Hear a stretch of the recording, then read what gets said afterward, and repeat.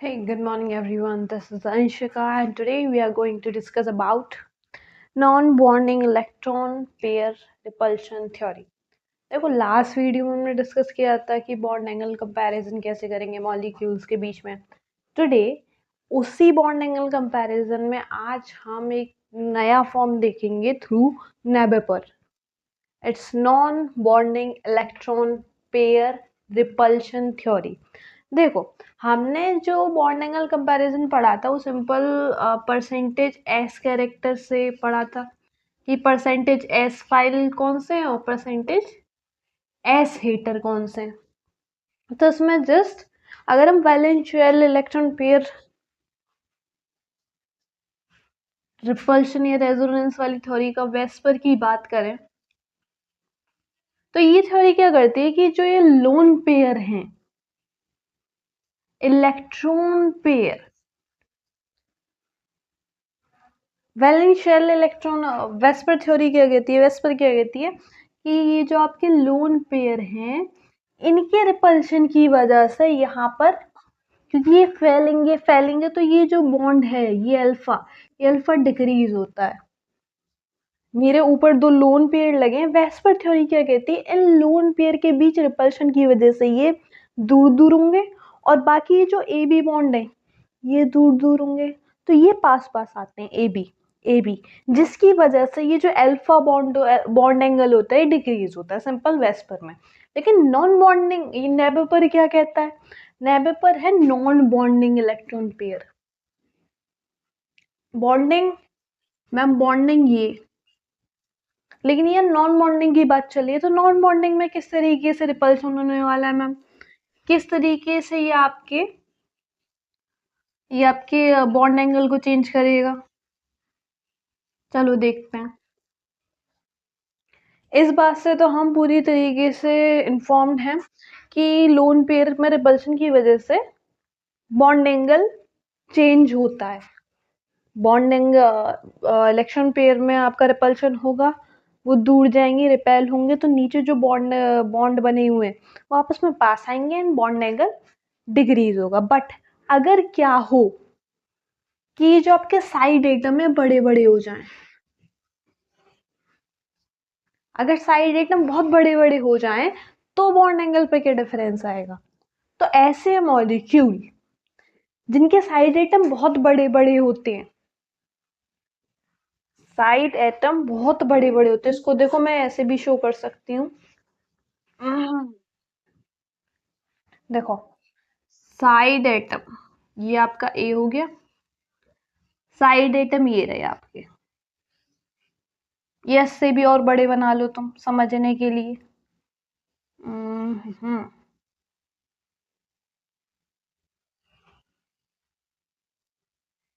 ठीक तो बन गए आपके बड़े बड़े साइड एटम। अब क्या हो जब आपके सेंट्रल एटम छोटा हो और साइड एटम बहुत बड़े बड़े हो जाए लार्ज हो जाए साइज में तब क्या होगा इन साइड एटम के बीच में ना रिपल्शन क्रिएट होगा।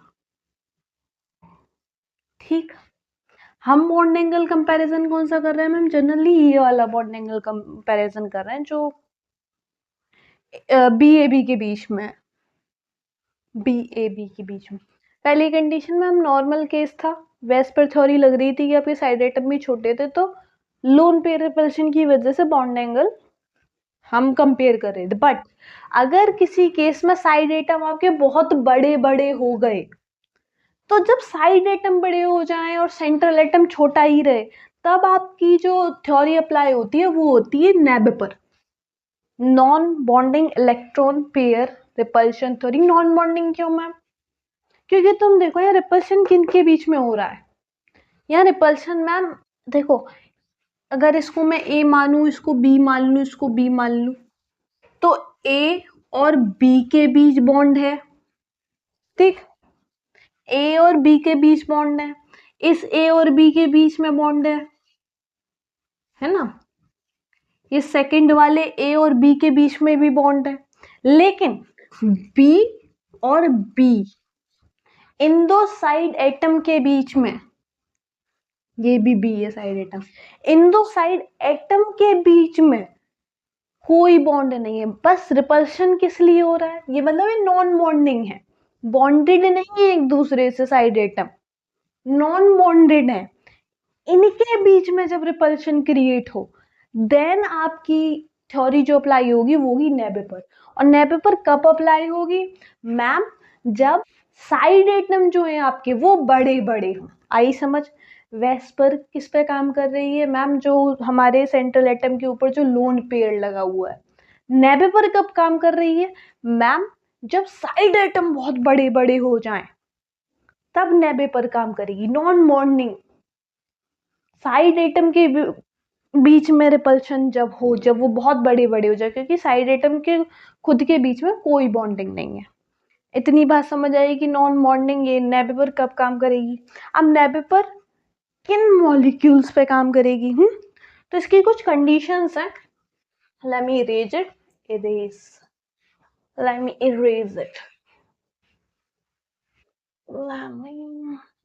देखो पहली कंडीशन जो है, 3-4 कंडीशन है, बहुत टेंशन नहीं लेनी, आंखों के सामने आएगा हम पहचान जाएंगे। तो हेडिंग डालो कंडीशंस। कंडीशंस कि नेबेपर की क्या कंडीशन है मैम। पहली कंडीशन है कि जो आपका सेंट्रल एटम हो, देखो एक चीज में और आप तुमको बना दूं, बना के दिखा दूं।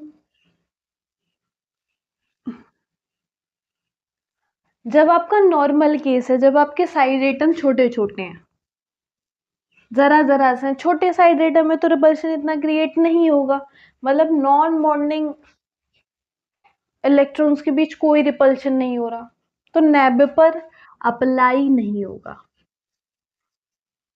इसको मैं शॉर्ट में नेबेपर कह रही हूँ, ठीक। नेबेपर जब नॉर्मल कंडीशन है, साइड एटम छोटे हैं, नेबेपर अप्लाई नहीं होगा। बट इन केस जब आपके साइड एटम बहुत बड़े बड़े हो गए, अरे एक मिनट,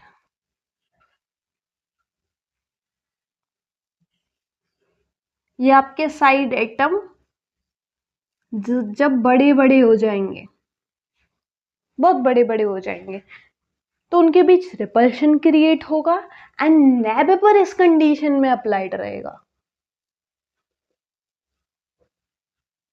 ठीक। नेबेपर कब देखना है हमें, जब मैम साइड एटम जो अटैच हैं वो बड़े बड़े हों, तब हमें नेबेपर देखना है, वरना हमें नेबेपर देखना नहीं है, छूना नहीं है अगर छोटे छोटे आपके साइड एटम। अब नेबेपर से मैम बॉन्ड एंगल पर क्या इफेक्ट पड़ रहा है, क्योंकि हम कंपैरिजन तो बॉन्ड एंगल की करेंगे। तो यहाँ सिंपल सुनना, जब आपके साइड एटम के बीच में रिपल्शन क्रिएट होगा, ठीक, रिपल्शन क्रिएट होगा तो वो दूर दूर दूर जाएंगे। अभी वो यहाँ है, फिर बाद में ये ऐसे झुक झुक के ये ऐसे चले जाएंगे।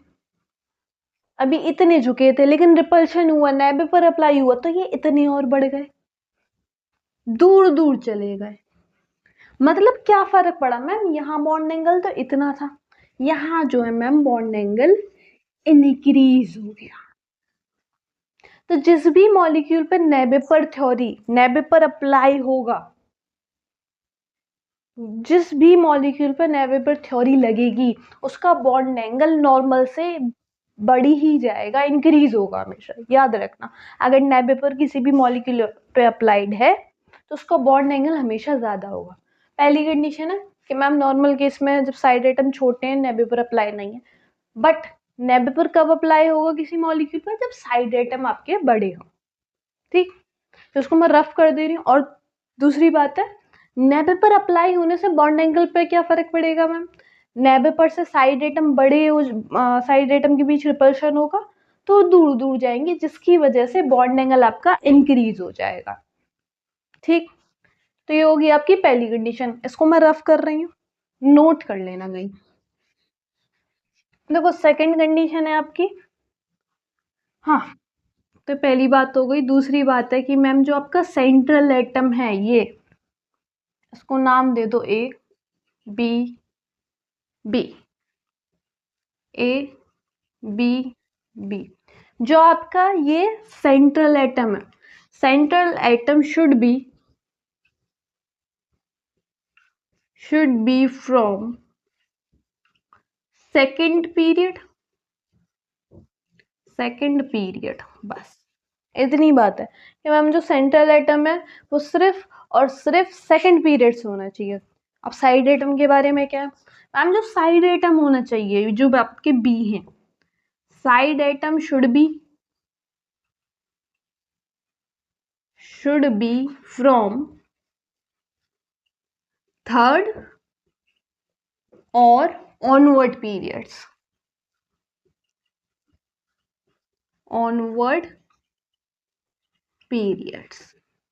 देखो मैंने कहा ना साइड एटम जो है आपका बड़ा होना चाहिए, तो उसमें दो कंडीशन है। पहली बात मैम सेंट्रल एटम जो है वो छोटा होना चाहिए, छोटा से छोटा होना चाहिए, सेकंड पीरियड का होना चाहिए। ठीक, फर्स्ट में तो वैसे भी हाइड्रोजन और हीलियम आते हैं तो फिर उसकी थोड़ी वैलेंसी की दिक्कत पड़ेगी। बाकी सेंट्रल एटम याद रखने हैं सेकंड पीरियड से होना चाहिए। दूसरी बात साइड एटम बड़े होने चाहिए। अब बड़े में ही होना चाहिए कि मैम या तो वो थर्ड पीरियड से हो जाए, ठीक, या तो थर्ड पीरियड से हो जाए साइड एटम आपके, या फिर फोर्थ फिफ्थ थर्ड से ज्यादा कितने किसी भी पीरियड के हो, लेकिन एटलीस्ट थर्ड के हो। सेकंड पीरियड का अगर हमारा साइड एटम है तो नए पेपर में आएगा ही नहीं। पहली चीज साइड एटम बड़े होने चाहिए। साइड एटम बड़े होने चाहिए तो कहाँ से होने चाहिए मैम, थर्ड पीरियड या उससे ज्यादा से, उसके ज्यादा वाले पीरियड से। दूसरी मैम सेंट्रल एटम छोटा होना चाहिए। छोटा किससे होना चाहिए मैम, सेकंड पीरियड का हो तो हमारा काम बन जाएगा। तो नए पेपर की दो कंडीशन पढ़ी हमने। तीसरी कंडीशन होती है, नहीं चौथी बात होती है कि मैम हमेशा जो नए पेपर है ना उसमें sp3 हाइब्रिडाइजेशन होना चाहिए। अगर मॉलिक्यूल आपका sp3 नहीं है, उसकी हाइब्रिडाइजेशन sp3 नहीं है, तो नए पेपर थ्योरी उस पर अप्लाई होगी ही नहीं। अब ऐसा क्यों मैम, क्यों sp3 हाइब्रिडाइजेशन पे ही नए पेपर रूल लग सकता है, अदरवाइज नहीं लग सकता? तो चलो पहले इसे नोट करो जल्दी से, अभी इसको डिस्कस करेंगे कि क्यों मैम टेट्रा, क्यों हम sp3 हाइब्रिडाइजेशन पे ही ये रूल लगेगा। Okay, you have 10 seconds. 1 2 3 4 5 6 7 8 9 10। Okay, let me rough it. बाकी तो समझ आ गई होगी ना आपकी मैम, नए पेपर का जो ताल्लुकात है वो आपके साइड एटम से है। साइड एटम कैसा होना चाहिए मैम, बड़ा होना चाहिए। अरे बड़ा तो कौन से पीरियड से होना चाहिए हम, थर्ड पीरियड या उससे ज्यादा से। लेकिन सेंट्रल एटम मैम छोटा होना चाहिए, छोटे से छोटा होना चाहिए, सेकंड पीरियड से होना चाहिए। फर्स्ट का क्यों नहीं ले रहे, क्योंकि मैम उसमें ना वैलेंसी थोड़ी कम होती है तो मॉलिक्यूल बनने में थोड़ी दिक्कत होती है, इसलिए सेंट्रल एटम छोटा होना चाहिए और सेकंड पीरियड से। हम बात कर रहे थे कि मैम नेबेपर जो है वो sp3 हाइब्रिडाइजेशन में ही एप्लीकेबल क्यों है, sp2 sp में क्यों नहीं है? तो मैंने कहा देखो नेबेपर किस पे काम कर रहा है मैम, साइड एटम के रिपल्शन पे। एक मिनट रुकिएगा, है ना। तो हम थे भाई sp3 हाइब्रिडाइजेशन क्या होता है। तो पहली बात याद ध्यान रखना कि जो नेबेपर काम कर रहा है मैम साइड एटम के आपके रिपल्शन पे वर्क कर रहा है। इसको बस एक ही चीज से मतलब है कि साइड एटम में रिपल्शन हो तो मैं जाके अप्लाई हो जाऊंगा। ठीक, साइड एटम के रिपल्शन पे वर्क कर रहा है आपका नेबेपर। अब हमारे पास और भी हाइब्रिडाइजेशन है, जैसे sp3 है, sp2 है, sp है। ठीक, अब एक बात याद रखना कि मैम sp3 जैसे कि आपका टेट्राहेड्रल था, इसको मैं रफ कर दूं, ये तो लिख लिया होगा कि मैम sp3 पे अप्लाई होता है। ठीक है, नहीं किया तो कर लो जल्दी से कि sp3 हाइब्रिडाइज्ड मॉलिक्यूल्स पर ही अप्लाई होगा। अब क्यों होगा वो हम देख ले रहे हैं। देखो ये बन गया आपका sp3। sp2 कैसे बनेगा मैम, sp2 मैम इस पे होता है ट्राइगोनल प्लेनर ज्योमेट्री होती है sp2 हाइब्रिडाइजेशन पे। और sp हाइब्रिडाइजेशन पे मैम होता है आपका आपकी लीनियर ज्योमेट्री होती है। अब इसमें जरा मुझे देख के बताओ, अब इसमें मुझे जरा देख के बताओ कि साइड एटम किस में ज्यादा है। तो मैम sp3 जो है उसमें हमें 4 साइड एटम दिखाई दे रहे हैं, ठीक।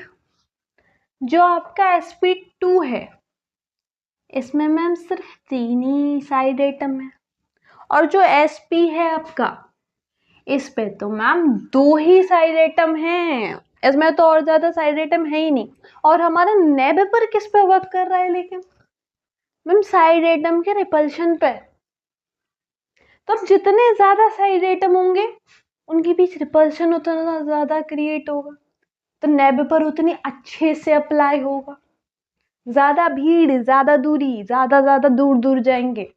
अब अगर इनके पास साइड एटम ही कम है, 3 है, तो कम रिपल्शन होगा, पहले से ही अरेंज है, थोड़ा कम रिपल्शन होगा। अब एसपी में देखो, एसपी में तो 2 छोर पे हैं, तो मैम ज्यादा भी बड़े हो जाएंगे तो कितना रिपल्शन होगा, नीचे ऊपर तो नहीं जाएंगे, या और नीचे जाएंगे तो और ज्यादा रिपल्शन होगा, ऊपर थोड़े से ऐसे, ऊपर ऐसे हैं, ऐसे जाएंगे तो और रिपल्शन होगा।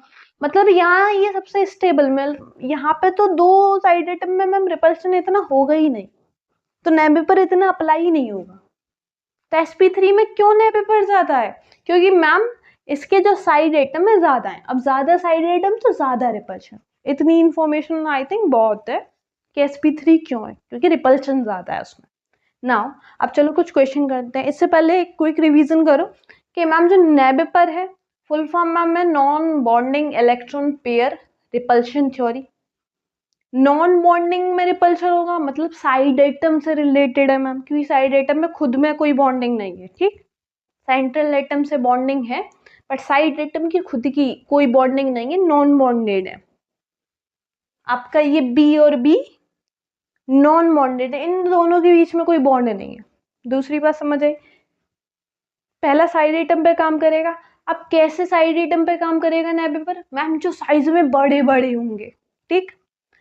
साइज में बड़े होंगे तो मैम साइड एटम कहाँ से आने चाहिए, मैम साइड एटम या तो थर्ड पीरियड से आए या उससे ज्यादा से आए, जैसे थर्ड, फोर्थ, फिफ्थ। अगर सेकंड से आपका साइड एटम आ रहा है तो वह नेबेपर अप्लाई होगा ही नहीं। अब बात आती है मैम सेंट्रल एटम। तो देखो नेबेपर में जितना बड़ा साइड एटम हो और जितना छोटा सेंट्रल एटम हो उतना अच्छा नेबेपर होता है। तो मतलब सेंट्रल एटम आपका छोटा होना चाहिए, इसका मतलब मैम नेबेपर सेंट्रल एटम जो है सेकंड पीरियड से आएगा।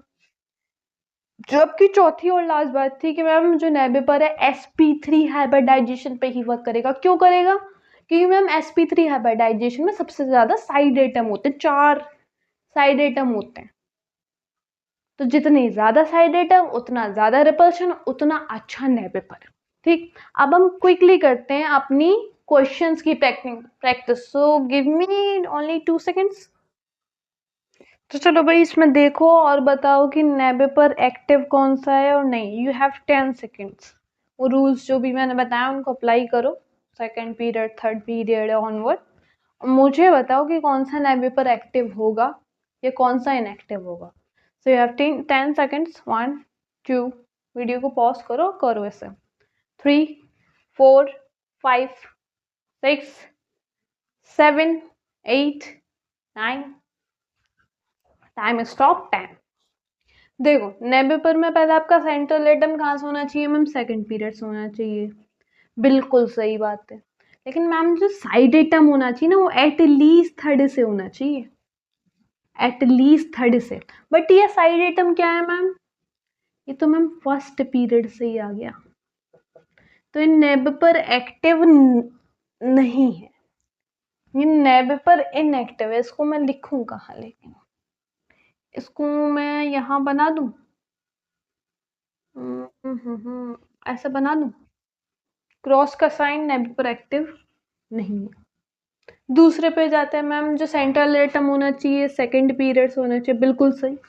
लेकिन ये जो साइड एटम है ये मैम थर्ड से होना चाहिए था, ये कहाँ से आ गया मैम, फर्स्ट पीरियड से। तो यहाँ तो नेबेपर इनएक्टिव हो गया। आगे बढ़ते हैं मैम, इसमें भी वही घपला हुआ मैम, ये तो सेकंड से है सेंट्रल एटम, ये तो सही है, लेकिन फिर मैम ये भी सेकंड से आ गया, हमने क्या पढ़ा था कि मैम नेबेपर में साइड एटम बड़ा होना चाहिए, एटलीस्ट थर्ड पीरियड से होना चाहिए। तो ये भी नेबेपर इनएक्टिव हो गया। अब बढ़ते हैं फोर्थ पे। मैम ये सेंट्रल एटम तो चलो सेकंड से है, ठीक है। अब सीएल को देखो मैम, सीएल जो है ये आपका, हाँ हमने पढ़ा तो था, ये थर्ड पीरियड में आता है। तो चलो ये तो आपकी बहुत अच्छे से पीरियड वाली कंडीशन फॉलो होगी। अब देखो इसका हाइब्रिडाइजेशन, तो इसका हाइब्रिडाइजेशन करना, ये sp3 हाइब्रिडाइज्ड है, तो मतलब मैम ये जो है नेबेपर एक्टिव है, ये इस पे नेबेपर रूल फॉलो होगा, इसका बॉन्ड एंगल औरों से ज्यादा होगा। इसको देखो मैम, ये सेकंड से, ये आपका फोर्थ पीरियड से होगा ना क्लोरीन के बाद, देख लेना, मतलब ज्यादा सही है। तो मैम ये भी नेबेपर एक्टिव होगा। मैम ये सेकंड से और सीएल थर्ड से, तो ये भी मैम नेबेपर एक्टिव है। ये देखो यहाँ सेंट्रल एटम मैम कार्बन है सेकंड से, कोई दिक्कत नहीं है। तो मैम यहाँ दो तरीके के सेंट्रल साइड एटम है, एच और सीएल। मैंने कहा एच चलो फर्स्ट पीरियड से कोई दिक्कत नहीं, लेकिन हमारे पास सीएल2 भी तो है, मतलब दो साइड एटम के बीच में तो नेबेपर काम करेगा, दो हाइड्रोजन के बीच में काम नहीं कर रहा, कोई दिक्कत नहीं।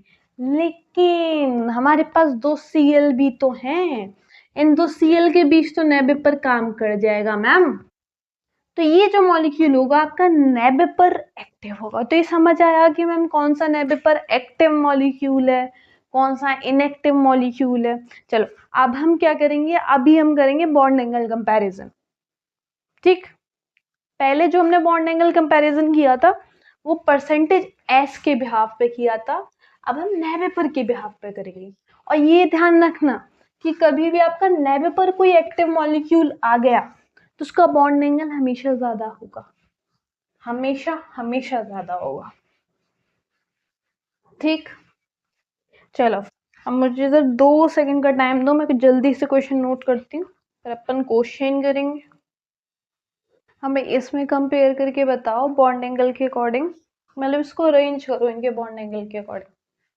5 सेकेंड, 1 2 3 4 एंड 5। ध्यान दो, जिसका हुआ हो वो बहुत अच्छा, जिसका नहीं हुआ है, ladies and gentlemen, you have to do work on your bond angle, on your inorganic, okay। भाई ये तो हमें मालूम चल रहा है ना कि मैम ये जितने भी मॉलिक्यूल बनाए हैं ये sp3 हाइब्रिडाइज्ड हैं, ये लोन पेयर है ना, ऐसे अच्छी सी प्यारी सी इनको बिंदी बना लेना। आई होप विजिबल तो होंगी ये बिंदियां, ठीक। सिमिलरली है,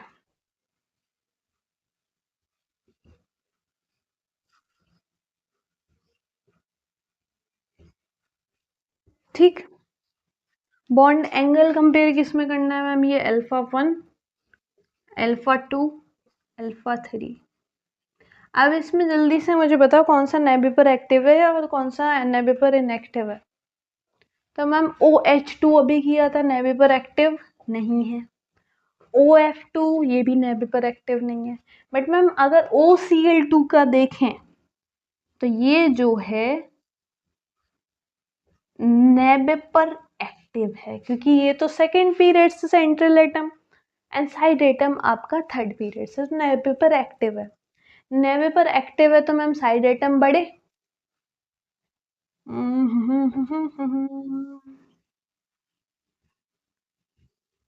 साइड एटम बड़े बड़े, इनके बीच में मैम रिपल्शन क्रिएट होगा, तो क्या होगा मैम, ये दूर दूर चले जाएंगे, रूट के दो कोनों में बैठ जाएंगे। तो मैम ये जो बॉन्ड एंगल होगा ये इंक्रीज हो जाएगा, बढ़ जाएगा। तो सबसे ज्यादा जो बॉन्ड एंगल होगा वो α3 का होगा, ये तो डेफिनेट हो गया, क्योंकि मैम ये नेबेपर एक्टिव है, सभी sp3 हाइब्रिडाइज्ड हैं, तो हाइब्रिडाइजेशन से कोई फर्क नहीं, जस्ट नेबेपर एक्टिव है तो बॉन्ड एंगल सबसे ज्यादा।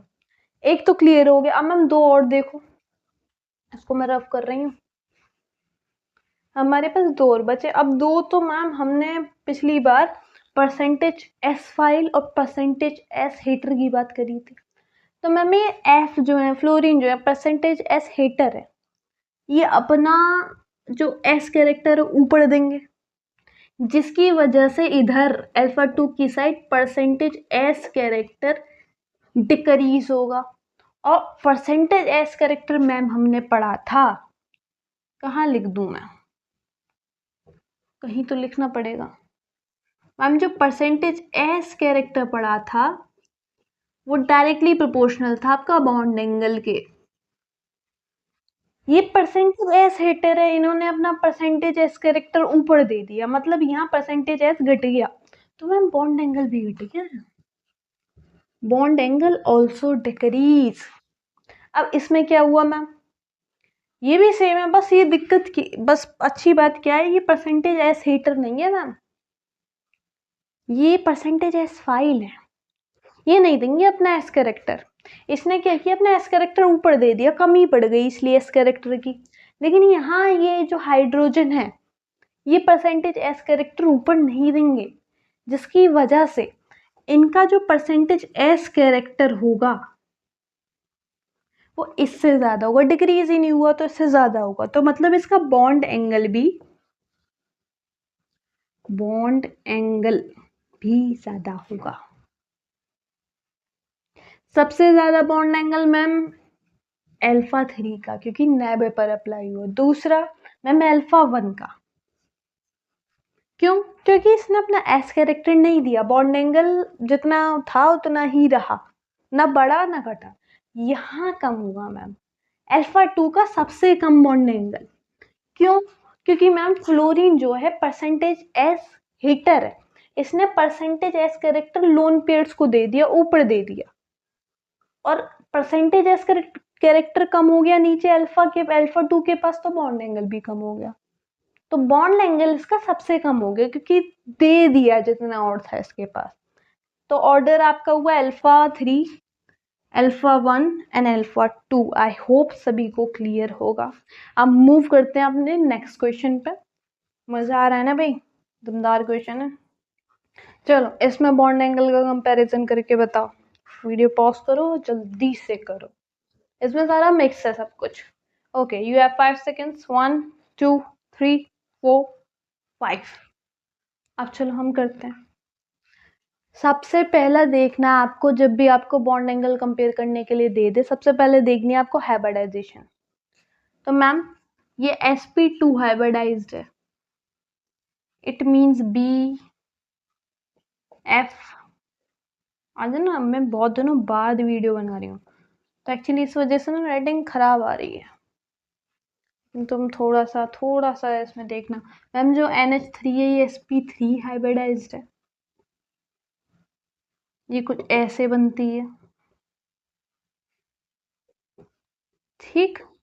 मैम जो PH3, अब इसका सब मुझे बताएंगे कि मैम PH3 का क्या हाइब्रिडाइजेशन होता है, जल्दी क्विक। तो मैम हमें याद है कि जो PH3 है मैम ड्रैगो मॉलिक्यूल है, कैसा मॉलिक्यूल है मैम, ड्रैगो मॉलिक्यूल। इसका कोई हाइब्रिडाइजेशन नहीं होता, इट इज हाइब्रिडाइजेशन लेस, ठीक। अब जिसको ड्रैगो मॉलिक्यूल याद नहीं आ रहा है, प्लीज गो एंड चेक कि ड्रैगो मॉलिक्यूल क्या थे। ड्रैगो मॉलिक्यूल का जो बॉन्ड एंगल होता है 90 डिग्री होता है, वेरी लेस। सबसे कम बॉन्ड एंगल ड्रैगो मॉलिक्यूल में होता है, ठीक। सबसे कम, एक बात पता चल गई मैम, सबसे कम बॉन्ड एंगल PH3 का होगा। अब मैम H2 में हाइब्रिडाइजेशन sp3 होता है मैम, ठीक। ये कुछ ऐसा दिखता है, देखो तुम्हें पता होना चाहिए अब कि कौन सा मॉलिक्यूल कैसा दिखता है। अब जिनके हाइब्रिडाइजेशन सेम है उनकी कंपैरिजन हम सेम तरीके से करेंगे, लेकिन जिनके हाइब्रिडाइजेशन अलग है, तो हमेशा याद रखना, हमेशा जब तुम्हारा हाइब्रिडाइजेशन डिफरेंट आ जाए, कहाँ नोट कराऊं मैं, ये मिटा दे रही हूँ मैं ऊपर का, यही नोट करा दे रही हूँ, है ना। ओके ध्यान रखना, बॉन्ड एंगल का ही कंपैरिजन कर रहे हैं हम आज इस वीडियो में, बॉन्ड एंगल पे ही चर्चा करने वाले हैं सारा। हमेशा याद रखना कि जो आपका sp होता है sp2 होता है और sp3 होता है। sp में बॉन्ड एंगल 180 डिग्री होता है। इसको हमने पहली अपनी ये जो लास्ट वीडियो इसमें भी डिस्कस किया था, जहाँ से बॉन्ड एंगल कंपेयर करते आ रहे हैं। sp में 180 बॉन्ड एंगल होता है, sp2 में 120 बॉन्ड एंगल होता है एंड sp3 में 109 degree 28 something second, I don't know what we call it, but इतना बॉन्ड एंगल होता है। मतलब बॉन्ड एंगल किधर बढ़ रहा है मैम? इधर सबसे कम बॉन्ड एंगल इसका, क्योंकि ड्रैगो मॉलिक्यूल है। बट जहाँ sp2 हाइब्रिडाइजेशन आ गया, हमें पास दो ही हाइब्रिडाइजेशन दिख रहे हैं हमें, एक sp2 और sp3। तो sp2 तो 120 है मैम। जब 120 है तो इसका बॉन्ड एंगल सबसे ज्यादा होगा। लिखते जाओ यहाँ मैम, सबसे ज्यादा बॉन्ड एंगल, ये ऑर्डर बॉन्ड एंगल का है, याद रखना। ठीक, सबसे कम बॉन्ड एंगल मैम pH3 का, क्योंकि ड्रैगो मॉलिक्यूल। ये दो बात कंप्लीट हुई। तीसरी बात है कि मैम एक दो हमारे बचे NH3 और H2O। अब इसमें क्या होगा? तो पहले NH3 को करते हैं, या पहले इसको करें। आपके जो ये लोन पेयर होते हैं ना, परसेंटेज एस फाइल होते हैं, ये परसेंटेज एस कैरेक्टर को अपनी तरफ पुल करेंगे। Lone pair percentage S character के लवर है, ये अपने पास बुलाएंगे परसेंटेज एस कैरेक्टर। अब ये दो लोन पेयर है, ये समझो यहाँ एक लोन पेयर है, ये थोड़ा कम बुलाएगा कि एक ही तो है इसके पास लोन पेयर, थोड़ा कम खींचेगा परसेंटेज एस कैरेक्टर। बट ये मैम दो लोन पेयर है, ये बहुत ज्यादा खींचेंगे आपका percentage S character. It means कि मैम यहां जब ज्यादा खींच लिया आपका परसेंटेज एस कैरेक्टर, इसको क्या लिखे हम? α4 एंड α3 α2। यहाँ ज्यादा परसेंटेज एस कैरेक्टर डिक्रीज होगा क्योंकि ज्यादा ही खींच लिया जाएगा लोन पेयर के थ्रू, इसलिए हम यहाँ 3 डंडे बना रहे हैं, ज्यादा डिक्रीज हो गया। यहाँ होगा, यहाँ भी डिक्रीज होगा क्योंकि एक लोन पेयर है, लेकिन कम खींचेगा, कम परसेंटेज एस कैरेक्टर ऊपर जाएगा। परसेंटेज एस कैरेक्टर डिक्रीज होगा, बट कंपैरेटिवली इसका परसेंटेज एस कैरेक्टर कम डिक्रीज होगा। तो मतलब यहाँ पर NH3 में परसेंटेज एस कैरेक्टर ज्यादा है H2O से। NH3 का परसेंटेज एस कैरेक्टर ज्यादा है किससे? H2O से। तो बॉन्ड एंगल मैम इसका ज्यादा होगा, बॉन्ड एंगल मैम इसका H2O से ज्यादा होगा। बात समझ आई? सबसे ज्यादा BF3 का क्यों? क्योंकि मैम sp2 हाइब्रिडाइज है, बॉन्ड एंगल sp3 से ज्यादा होगा। सबसे कम मैम pH3 का क्यों? क्योंकि मैम ये ड्रैगो मॉलिक्यूल है। सबसे कम बॉन्ड एंगल ड्रैगो मॉलिक्यूल का होता है। ड्रैगो मॉलिक्यूल दिख जाए, आंख बंद करके कर दो किसका बॉन्ड एंगल सबसे कम होगा। बात बची थी मैम NH3 की और H2O की। तो मैम यहाँ पर दो लोन पेयर लगे, दो परसेंटेज एस के लवर लगे पड़े हैं, तो ज्यादा परसेंटेज एस खींच रहे हैं, बहुत अच्छे से ले रहे हैं परसेंटेज एस कैरेक्टर, जिसकी वजह से मैम परसेंटेज एस कैरेक्टर ज्यादा घटेगा और बॉन्ड एंगल भी बहुत ज्यादा घट जाएगा। यहाँ पर भी मैम लोन पेयर लगा हुआ है, लेकिन एक ही लगा हुआ है, तो ज्यादा परसेंटेज एस कैरेक्टर डिक्रीज नहीं होगा। ज्यादा परसेंटेज एस कैरेक्टर डिक्रीज नहीं होगा तो बॉन्ड एंगल भी इतना डिक्रीज नहीं होगा। किसके कंपेयर में? H2O के कंपेयर में। इट मीन्स मैम NH3 का बॉन्ड एंगल H2O से ज्यादा हो। इतनी बात समझ आई? होपफुली समझ आई होगी, इतना ज्यादा बड़ा कॉन्सेप्ट नहीं है। चलो इसको जल्दी से नोट करो, अब मूव करेंगे अपने सेकंड क्वेश्चन पे। एंड ओके, चलो भाई इसमें आप लोग कंपेयर करेंगे अपना bond angle. Yes, again 5 seconds, 1 2 3 4 and 5। तो मैम पहले क्या चेक करना है? हाइब्रिडाइजेशन करो।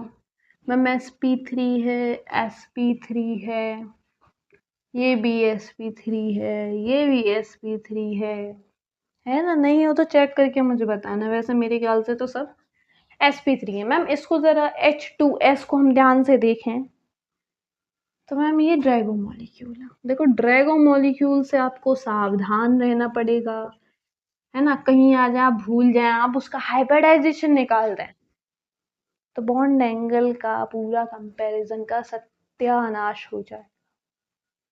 तो हमेशा ध्यान रखना कि मैम ड्रैगो मॉलिक्यूल तो नहीं है कहीं। तो एक बात पता चल गई कि मैम बॉन्ड एंगल इसका सबसे लोएस्ट होगा। तो सबसे कम बॉन्ड एंगल किसका है मैम? H2S का। ड्रैगो मॉलिक्यूल का सबसे कम बॉन्ड एंगल होता है। अब इसमें sp2 हाइब्रिडाइजेशन या sp हाइब्रिडाइजेशन तो नहीं है, तो मैं नॉर्मली कंपेयर करना पड़ेगा। अब हाइब्रिडाइजेशन के बाद हम देखेंगे मैम अगर सब में sp3 ही है तो कि नेबिपर एक्टिव तो नहीं है। अब इसमें देख के जल्दी बताओ कि कोई नेबिपर एक्टिव दिख रहा है आप लोगों को? नहीं मैम, कोई नेबिपर एक्टिव नहीं है। मैंने कहा ये भी तो देखो, ये आपका आ गया सेकेंड पीरियड से, लेकिन Cl2 तो मैम थर्ड पीरियड से है, साइड एटम बड़े आ गए तो नेबिपर एक्टिव हो गया। ये हो गया नेबिपर एक्टिव। औरों को देखो मैम ये नेबिपर इनएक्टिव है, ये सेकंड पीरियड से, ये तो मैम और उल्टा साइड एटम और छोटा हो गया, फर्स्ट पीरियड से चला गया, नेबिपर इनएक्टिव है। OH2 again side atom ma'am first period से चला गया तो नेबिपर इनएक्टिव। ये सेकंड पीरियड से मैम साइड एटम फिर सेकंड पीरियड। नेबिपर की तो कंडीशन ही है कि मैम थर्ड पीरियड से होना चाहिए एटलीस्ट, तो ये भी नेबिपर इनएक्टिव हो गया। मतलब नेबिपर एक्टिव कौन सा, ये बस। अब नेबिपर एक्टिव है, साइड एटम्स के बीच में रिपल्शन क्रिएट हुआ, ये देखो, ये देखो इनके बीच में रिपल्शन क्रिएट हुआ तो कैसे जाएंगे? दूर दूर, दूर के ढोल सुहावने बन के रहेंगे। रिपल्शन क्रिएट होगा तो दूर दूर चले जाएंगे साइड एटम। पहले इतने पास थे अब इतने दूर दूर रहेंगे कि दूर रहो लेकिन सुकून में रहो, खुश रहो। पहले इतना बॉन्ड एंगल था, बॉन्ड एंगल इतना हो गया, अब ये इतना बढ़ गया, पहले इतना सा था। तो नेबिपर में बॉन्ड एंगल हमेशा बढ़ता है। तो एक चीज मालूम चली, सबसे कम बॉन्ड एंगल H2S का, सबसे ज्यादा बॉन्ड एंगल OCl2 का। दो बात मालूम चली। चलो अब हमारे पास बचे 3 मॉलिक्यूल, चलो मिटाओ इसको। नेबिपर की बात हो गई मैम, हाइब्रिडाइजेशन की बात हो गई। अब तो एक ही बचा हमारे पास, नेबिपर भी नहीं बचा कि परसेंटेज S फाइल और परसेंटेज S हीटेड देखनी है हमें। तो मैंने कहा देखो आराम से इसकी हम फोटो बनाएंगे कि मैम दिखता कैसा है, बना लो। देखो यहाँ ना तुम्हें पता होना चाहिए कि मैम दिखता कैसा है। तुम्हें नहीं पता ना कि ये दिखता कैसा है तो गड़बड़ करके आओ। ये ऐसे दिखते हैं, इनकी शक्ल ऐसी है, सबकी हाइब्रिडाइजेशन sp3 है। तो मैम पहले तो ये देख लो कि मैम यहाँ 2 लोन पेयर है, बहुत ज्यादा खींचेंगे ऊपर। यहाँ सिर्फ एक लोन पेयर है तो हम कम खींचेंगे, जाएगा एस कैरेक्टर ऊपर लेकिन इतना नहीं जाएगा, यहाँ तो ज्यादा जाएगा। यहाँ बॉन्ड एस कैरेक्टर कम जाएगा ऊपर, मतलब इसका जो बॉन्ड एंगल है, इसका बॉन्ड एंगल मैम इन दोनों से ज्यादा रहेगा NH3। क्यों ज्यादा रहा मैम? क्योंकि यहाँ एक लोन पेयर है, एक ही लोन पेयर है तो 2 के कंपेयर में थोड़ा कम एस कैरेक्टर खींचेंगे। यहाँ 2 लोन पेयर है तो हम ज्यादा एस कैरेक्टर खींच रहे हैं, खूब ऊपर जा रहा है। यहाँ ज्यादा कमी आ रही और एस कैरेक्टर कम है तो मैम बॉन्ड एंगल भी कम हो रहा था। यहाँ एस कैरेक्टर थोड़ा इनसे ज्यादा है तो बॉन्ड एंगल भी ज्यादा होगा। ठीक, दूसरी बात है अगर ये क्वेश्चन नहीं समझ आया ना मुझे कमेंट करके बताना, मैं इसको दोबारा बता दूंगी। वैसे टेंशन वाली ऐसी कोई बात नहीं है मैम, सेंट्रल एटम पे एक ही लोन पेयर है, कम एस कैरेक्टर पुल करेगा। यहाँ 2 लोन पेयर हैं तो मैम ज्यादा एस कैरेक्टर पुल करेगा, यहाँ ज्यादा एस कैरेक्टर की कमी आ जाएगी, ये ज्यादा डिक्रीज हो जाएगा और ज्यादा डिक्रीज होगा तो मैम बॉन्ड एंगल भी ज़्यादा डिक्रीज हो जाएंगे। NH3 में क्या हुआ ma'am, percentage S character decrease तो हुआ, लेकिन इनकी कंपेयर में इतना नहीं हुआ, परसेंटेज एस कैरेक्टर ज़्यादा ही रहा। ज़्यादा रहा तो ma'am percentage S character bond angle के ज़्यादा डायरेक्टली प्रोपोर्शनल होता है, तो इन दोनों से तो बॉन्ड एंगल NH3 का ज़्यादा रहेगा। अब ये बात मालूम चल गई, दो चीज़ बची अब, H2O और OF2। तो मैम एक चीज़ और हमने पढ़ी थी कि मैम अगर इलेक्ट्रोनेगेटिव एटम आपका लगा है मोनोवेलेंट, तो वो मैम परसेंटेज एस हीटर होते हैं। ये तो परसेंटेज एस फाइल थे ही लोन पेयर, ये तो खींचना चाहते ही थे, लेकिन ये जो ये एफ लगा, ये परसेंटेज एस हीटर हो रहा है, ये देना और चाहता है कि मुझे चाहिए भी नहीं, तुम रख लो। एक है कि किसी चीज के लिए मेरे और इसके बीच में लड़ाई चल रही है, तो दोनों ही खींच रहे हैं, नहीं जा रहा है इतना, तो इतने अच्छे से एक के पास नहीं जाएगा। अब एक है ये खींच रहा है, उधर से खींच रहा है, मैंने कहा ले ले, मुझे चाहिए भी नहीं, तो पूरे बहुत अच्छे से परसेंटेज एस कैरेक्टर ऊपर चला जाएगा। इसने कहा चाहिए भी नहीं मेरे को, तो एफ ने और अच्छे से ऊपर दे दिया, तो ये परसेंटेज एस कैरेक्टर जो है ना, बहुत ही ज्यादा डिक्रीज हो जाता है। सबसे कम परसेंटेज एस कैरेक्टर बचता है, परसेंटेज एस कैरेक्टर घटा तो मैम बॉन्ड एंगल भी घट गया। ठीक, यहाँ परसेंटेज एस कैरेक्टर मैम इससे तो बहुत ही घट जाएगा, क्योंकि इसने दे दिया मुझे चाहिए भी नहीं, ले जा। अब जब परसेंटेज एस कैरेक्टर गया तो अपने साथ बॉन्ड एंगल भी लेके गया, तो इसका मतलब क्या है कि मैम H2O से या OH2 से OF2 का बॉन्ड एंगल कम होगा। क्यों? क्योंकि वो खुद OF2 ने खुद दे दिया परसेंटेज एस कैरेक्टर ले जा, और जब परसेंटेज एस कैरेक्टर गया तो बॉन्ड एंगल भी उसके साथ चल दिया कि मैं भी तेरे पास नहीं रहूंगा। आई बात समझ? ये आ गया आपका बॉन्ड एंगल का कंपैरिजन। होप यहाँ तक समझ आई होगी सबको बात। अच्छा, इसके बाद ना कुछ रूल्स हैं, ये तो अपने क्वेश्चंस हो गए, इन रूल्स को बहुत अच्छे से लिख लेना, है ना, इन्हीं क्वेश्चंस में नहीं आगे भी काम आएंगे। तो पहला रूल तो आपका हाइब्रिडाइजेशन का ही है। 2 मिनट का और बचा, रूल लिख लो। देखो ये रूल ना बड़े इंपॉर्टेंट है, मुझे बहुत बाद में मालूम चले थे, लेकिन काम के बहुत ने। पहला, बॉन्ड एंगल में, बॉन्ड एंगल किसका ज्यादा होगा मैम? sp2 sp का सबसे ज्यादा बॉन्ड एंगल होता है, देन sp2 का, देन sp3 का। क्यों? इसमें 180 एंगल होता है, इसमें 120 एंड इसमें 109 समथिंग। ठीक, दूसरा रूल है मैम कि बॉन्ड एंगल इनवर्सली प्रोपोर्शनल होता है number of lone pair on central atom. ये क्या कह रहे हैं मैम? देखो अभी अभी अभी जस्ट जो हमने किया, हमने कंपेयर कर रहे थे NH3 में और H2O में।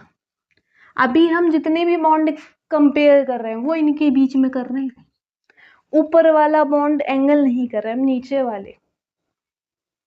नीचे वाले एटम्स के बीच में बॉन्ड एंगल कंपेयर कर रहे हैं, जैसे α1 और α2। तो देखो अभी अभी हमने बॉन्ड एंगल कंपेयर करा था कि मैम जो NH3 का बॉन्ड एंगल है, आपका जो NH3 का बॉन्ड एंगल है OH2 से ज्यादा है। क्यों ज्यादा है मैम? हमने देखा भी था कि मैम ये परसेंटेज एस फाइल है, लोन पेयर, ज्यादा एस कैरेक्टर पुल करेंगे तो नीचे एस कैरेक्टर की कमी आ जाएगी, एस कैरेक्टर कम होगा तो मैम बॉन्ड एंगल भी कम हो जाएगा। इस वजह से बॉन्ड एंगल इसका α2 कम था, α2 कम था, किससे कम था? α1 से। यही बात तो हम कह रहे हैं मैम कि जितने ज्यादा लोन पेयर होंगे कहाँ पे? On central atom. कि मैम जितने ज्यादा लोन पेयर होंगे सेंट्रल एटम पे, उतना कम बॉन्ड एंगल होगा। इसको और अच्छे से बनाऊं मैं, ये प्रोपोर्शनल का साइन है।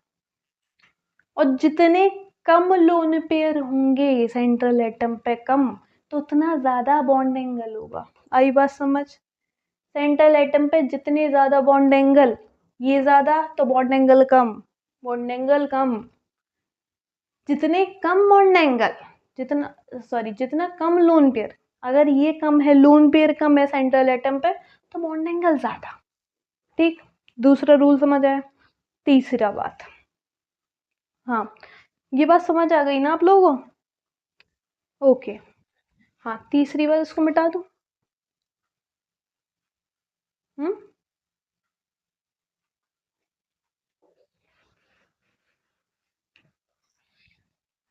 देखो, तीसरी बात है कि मैम जो बॉन्ड एंगल होता है, bond angle directly proportional to, ये मिक्सअप ना हो जाए कहीं।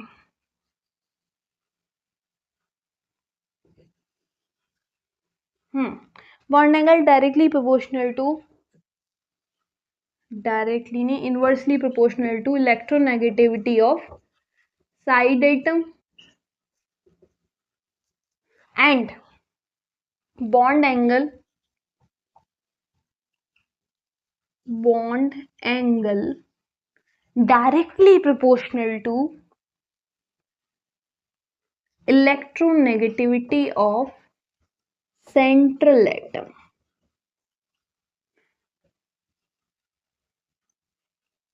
सभी को ये बातें समझ में आई? पहली बात मैम, हाइब्रिडाइजेशन से कि sp अगर हाइब्रिडाइजेशन है तो बॉन्ड एंगल ज्यादा होगा देन sp2 का, देन sp3 का। दूसरी बात कही कि ma'am bond angle inversely proportional होगा number of lone pair on central atom. मतलब किसी मॉलिक्यूल में अगर सेंट्रल एटम पे जितने कम लोन पेयर होंगे, उतना ज्यादा बॉन्ड एंगल होगा। जैसे अभी हमने NH3 और OH2 का, NH3,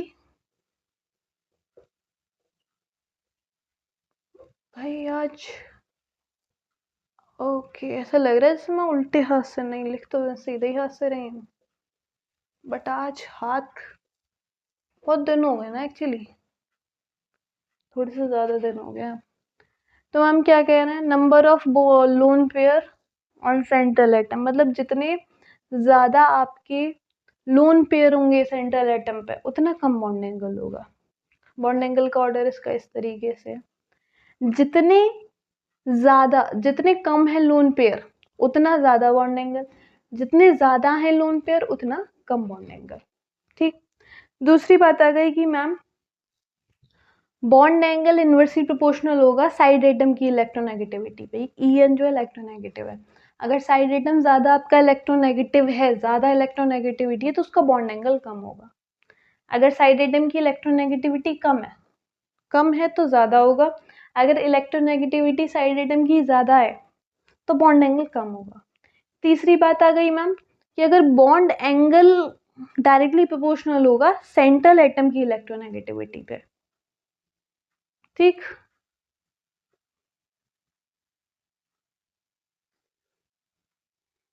ठीक है, बॉन्ड एंगल डायरेक्टली प्रोपोर्शनल होगा सेंट्रल एटम की इलेक्ट्रोनेगेटिविटी पे।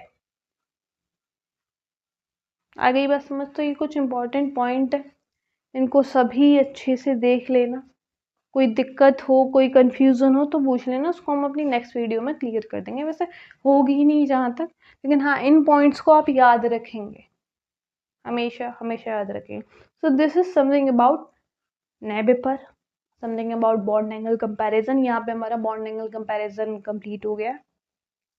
अब हमारा केमिकल बॉन्डिंग में जहाँ तक मुझे लग रहा है कि MOT बचा है, अपना MOT क्लियर करेंगे and now chemical bonding gonna be complete. So thank you very much. पढ़ते रहिए, पढ़ाते रहिए, एंजॉय करते रहिए। Okay, take care, bye bye.